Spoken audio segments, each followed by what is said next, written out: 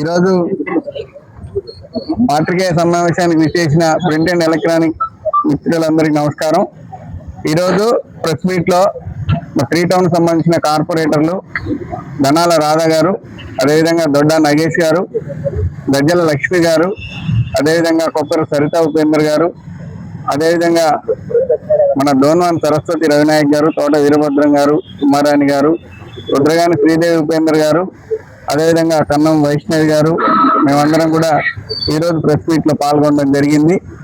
అయితే ప్రధానమైన ఉద్దేశం ఏంటంటే, మనం చూస్తున్నాం ఖమ్మం నగరం ఏ విధంగా శరవేగంగా అభివృద్ధి చెందుతుందో, ఈ యొక్క ప్రజాప్రభుత్వం వచ్చాక తుమ్మల నాగేశ్వరరావు గారి నాయకత్వంలో ఖమ్మం నియోజకవర్గం ఏ విధంగా అభివృద్ధి చెందుతుంది, అందులో మా త్రీ టౌన్ ప్రాంతంలో ఏ విధంగా అభివృద్ధి చెందుతుంది అనే అంశాన్ని మేమందరం కూడా ఈరోజు మాట్లాడదలుచుకున్నాం.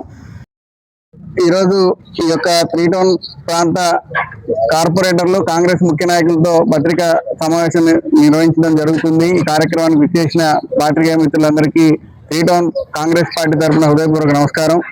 మీకు అందరికీ తెలుసు, ఖమ్మం నియోజకవర్గం, ఖమ్మం జిల్లా అభివృద్ధి ప్రదాతగా తుమ్మల నాగేశ్వరరావు గారు తన 4 దశాబ్దాల రాజకీయ జీవితంలో ప్రజలకి ఏ విధంగా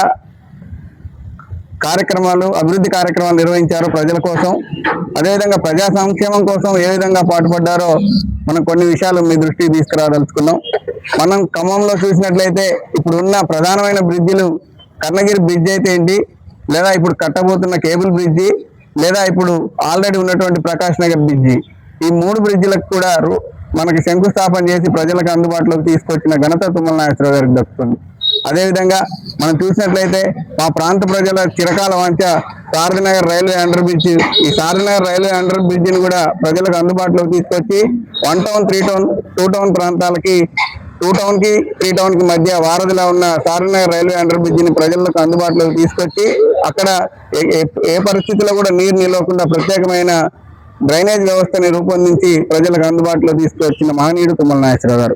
అదేవిధంగా మనం చూసినట్లయితే ఈ 3 టౌన్ మార్కెట్ ఈ యొక్క ఆసియాలోనే అతిపెద్ద మార్కెట్ గా 155 కోట్ల రూపాయలతోని మనం మార్కెట్ కూడా నిర్మాణం జరుగుతూ ఉంది. శరవేగంగా మనం చూస్తా ఉన్నాం. 155 కోట్ల రూపాయలతోని అభివృద్ధి పనులు నడుస్తూ ఉన్నాయి. ఈ యొక్క మార్కెట్ అందుబాటులో తీసుకొస్తే మనం మార్కెట్ చరిత్ర చూసినట్లయితే 1937లో ఇక్కడ మార్కెట్ ఏర్పాటైంది.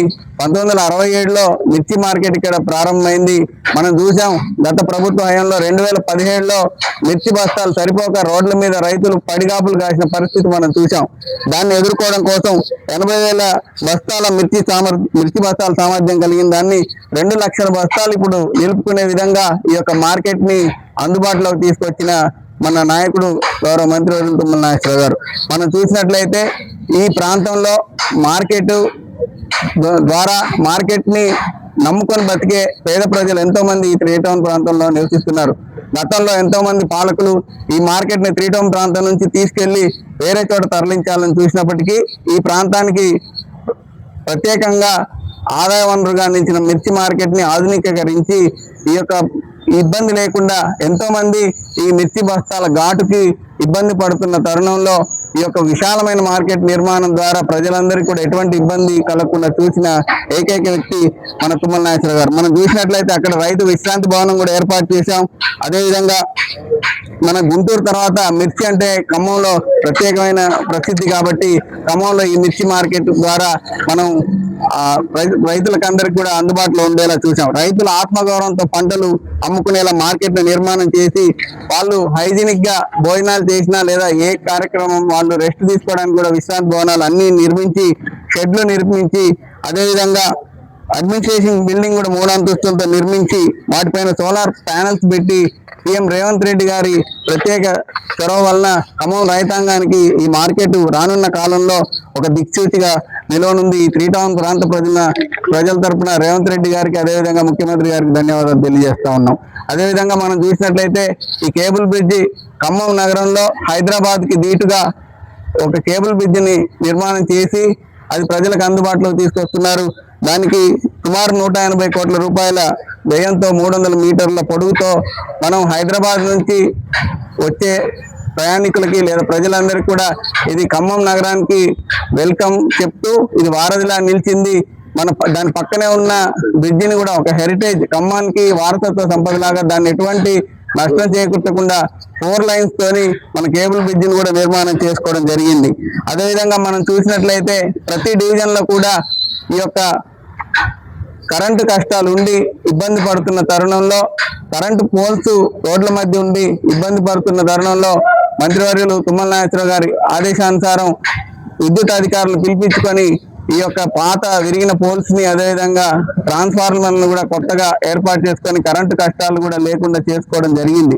ఇకపోతే మనం చూసినట్లయితే సంక్షేమం విషయంలో కూడా ఎవరు ఎప్పుడు అప్లై చేసుకున్న CMRF అయితే ఏంటి లేదా కళ్యాణ లక్ష్మి చెక్కులు అయితే ఏంటి గడప గడపకి ఈ యొక్క నాయకులు కార్యకర్తల ద్వారా అందించిన ఘనత తుమ్మల నాగేశ్వరరావు గారికి దక్కుతుంది. ఏది ఏమైనప్పటికీ 3 టౌన్ ప్రాంత ప్రజలు తుమ్మల నాగేశ్వరరావు గారికి రుణపడి ఉంటారు. వారి నాయకత్వంలో మున్ముందు కాలంలో మరింత అభివృద్ధి చేసుకుంటామని తెలియజేస్తున్నారు. Thank you. జరిగేటువంటి అభివృద్ధి పనులకు తుమ్మల గారి నాయకత్వంలో ఎన్నో అభివృద్ధి పనులు జరుగుతూ ఉన్నాయి. ప్రత్యేకించి 3 టౌన్ లో రైల్వే అండర్ బ్రిడ్జ్ మనం చూస్తా ఉన్నాం. సారథినగర్, నవలగూడెం ప్రజలందరూ కూడా ఎన్నో సంవత్సరాల నుంచి ఇబ్బంది పడుతుండడం మనందరికీ తెలుసు. ఆ సమస్యలన్నిటికీ చెక్ పెట్టే విధంగా రైల్వే అండర్ బ్రిడ్జ్ మనం అందుబాటులోకి వచ్చింది.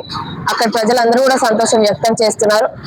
అట్లనే ఒక 2 సంవత్సరాల నుంచి వర్షాకాలం వచ్చినప్పుడల్లా పద్మావతి నగర్, జుబ్లీపుర, అట్లనే కాల్వొడ్డు, వెంకటేశ్వర నగర్ ఈ ముఖ్యమైన ప్రాంతాలు ఎంతో ఇబ్బందులు పడ్డారు.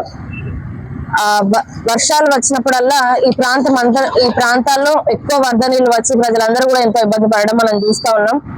వీటన్నిటికీ మున్నేరు ప్రాజెక్ట్, మున్నేరుకి రిటైనింగ్ వాల్ మనం చూస్తా ఉన్నాం. 333 కోట్ల వ్యయంతో ఈరోజు మనం రిటైనింగ్ వాల్ మనం చూస్తా ఉన్నాం. 8.5 కిలోమీటర్ల పొడవున ఇది రాబోతుంది. అట్లనే 3 టౌన్ లో ఎన్నో అభివృద్ధి కార్యక్రమాలు, ఎన్నో అభివృద్ధి పనులు మనం చూస్తున్నాం. టీటీడీ దేవాలయం, అట్లనే ఇస్కాన్ టెంపుల్ ఈ పనులు కూడా స్టార్ట్ అవబోతున్నాయి. రఘునాథపాలెంలో స్వామినారాయణ స్కూల్ కూడా మనం త్వరలో దీన్ని అందుబాటులోకి తుమ్మల గారు తీసుకురానున్నారు. నాకు ఈ అవకాశం ఇచ్చినందుకు ధన్యవాదాలు.